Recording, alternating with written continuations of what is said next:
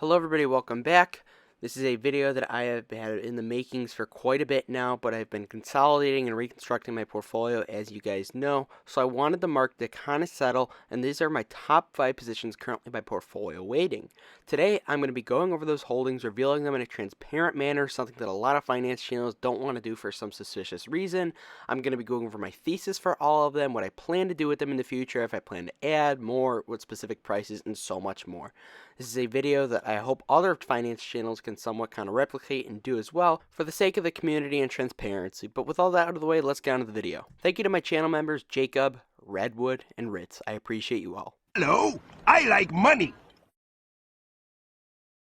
Today the market down quite a bit, so our portfolio value is currently sitting at $29,808.20.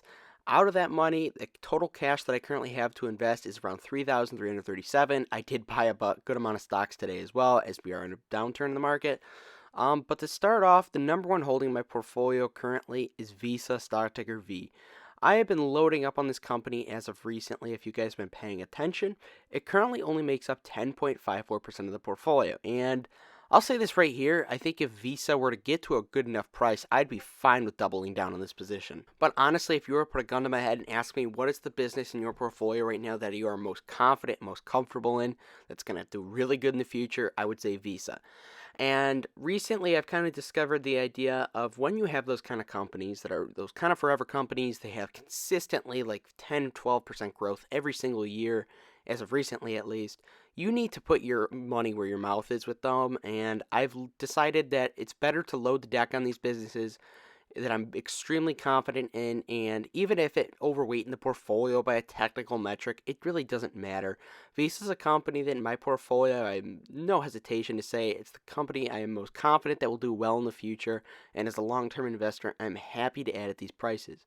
I recently added to my Visa position just a week ago at $269. If you watched my portfolio update last week, you would know that. Since then, the stock has gone up about $10 some then, so it's pretty nice. This is why you shouldn't try and time really good businesses that are trading at fair valuations. Anytime they can go up. And right now with Visa, I'm only sitting at a 16% gain on the company stock right now. So I do think in the long term, there's still a lot more room for capital appreciation. We've actually been trading a little flat as of recently. Visa has so many quality things about its business. It's a payment processor, which means basically they're a toll booth business. They're just the middleman and you're going to collect your fee. Very reliable cash flow, good pricing power as well.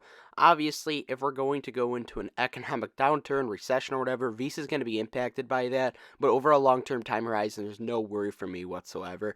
If we were to go into recession, I would absolutely love to pick up this company at a way discounted price. But yeah, I've absolutely been loading the deck on this business as of recently, and I plan to as well if it stays below like 270, 260. Goes back to 250, I'm loading the ship on it. I love it. It's so reliable. It consistently, buys back shares, grows their dividend, does all the good stuff you want as an investor, and most importantly, grows its cash flows and grows them consistently. When you have a business that grows their cash flows like this, you want it to be a core holding. I think right now with the bigger and better ideas, companies like Visa and the other companies in this top 5, I've definitely been a little gun shy with making them big positions in the portfolio. But as I've really started consolidating some of these small positions, as you guys have known, those 1-2% in the portfolio, reallocating all that money into my bigger and better ideas, I believe the compounding effect will be only larger over a long-term time horizon. So Visa's the top holding. No pressure to add any right now, especially since it's trading up, but definitely like 270, 260, 250. If I don't see anything else on a crazy sale, I'm likely going to be adding more to Visa. I just love it so much. Next, actually, surprisingly, it is Starbucks, which actually was contested with Visa for the number 1 position just a few days ago. Those two have been kind of battling for it, which makes up 10% of the portfolio. Now, a big reason to this, a lot of its gains, Starbucks has traded up like 20% in a single day a few weeks ago. Obviously, Brian Niccol, the new CEO, and thankfully, when you buy a business that you're highly convicted in on a big dip like it was on, you're going to see some capital gains maybe a little earlier than you thought potentially. But Starbucks is an awesome business regardless. I don't know. I like where it's at right now. I'll just say that. It's a hold for me. If it were to go into the low 80s again, I'd probably buy more. But right now, it's just a hold. I think it's a solid company. Valuation is a bit of a question mark. And of course, there are question marks in the business regarding China, of course. Little bit of a questionable future there and where the cash flows are going to come from. But yes, Starbucks is such a strong business. If you want me to go talk about the company for hours and hours, go click on my Starbucks playlist. I'm fine where it's at right now, though, and I'm actually only at a 7.5% gain. So I think there's a long runway for growth here. Next, one of the top gainers in the portfolio right now, it is Microsoft, which is the third largest holding, sitting at 8.42%. And I have not added to Microsoft in a minute, probably 2 or 3 years now.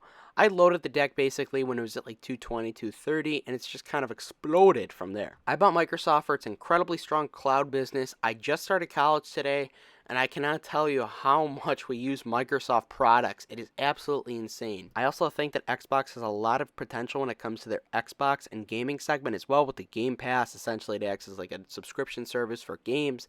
Very revolutionary, and I'm very bullish on what they could do with that. Now, unfortunately, and Microsoft has kind of turned into one of these big AI players. If we were to go into an AI crash or AI dip or whatever, I'd be happy to buy Microsoft just at a good price. I don't know how much the AI future free cash flows are kind of accounted into the price. I'm investing in Microsoft for its cloud core business, its Azure business, the Xbox, which I just mentioned, that business. I'm not necessarily buying it for ChatGPT and all that stuff. So, unfortunately, a lot of these companies I bought in before, AI was a huge thing in the market cycle, and I'm at crazy gains now, and I haven't been able to add in a while. Realistically, I think if Microsoft got to like 350, below 350, I'd probably start adding a little bit. Incredibly strong business, great leadership, and I like where it's at in the portfolio. I have no rush to add. I'm going to be patient. Eventually, it's going to get to an attractive price or fair price. Next, we have Vici Properties, and if you guys have been following the channel over this winter and spring months when interest rates were really high, I was loading the deck on this company. I just knew that eventually, interest rates would recover. They're going to see some price appreciation, and you are starting to see it now with it trading around $34. Vici currently makes up 8.41% of the portfolio. I definitely loaded up this winter, and I have not been adding as of recently. I think it's a solid company. It's definitely more of a dividend/income play, but at the time as well, it was a value play. I thought it was very attractive value. They're set to hike their dividend as well this month, and they have had really quality dividend growth, especially for a REIT. Now, I don't know how long that's going to continue. I wouldn't expect 8% dividend growth every year from a REIT, but it's still really nice to have, and I think this company is a very quality core holding. Definitely a bit of a more defensive play, but I'm fine with it right now in the portfolio. And I'm currently sitting at 13% gains. Not that long ago, we were sitting at like negative 10% gains, so I'm very happy where we've been with Vici. No rush to buy, but if it got to like 28, probably again, I'd start adding more. Once again, this is why if you're very convicted in a company and you see a market deal, just take it and continue running with it for the time being, because if I can go back in time, I'd probably add a little more Vici, but I really don't regret it because I did add enough, honestly. If you find these convicted companies, I suggest, me personally, I found it's better just to, throw your money in there instead of dabbling and making it a small position.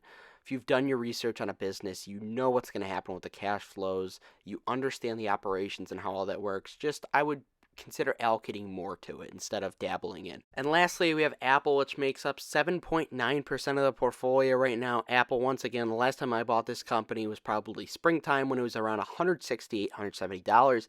Really attractive price compared to where it's at now.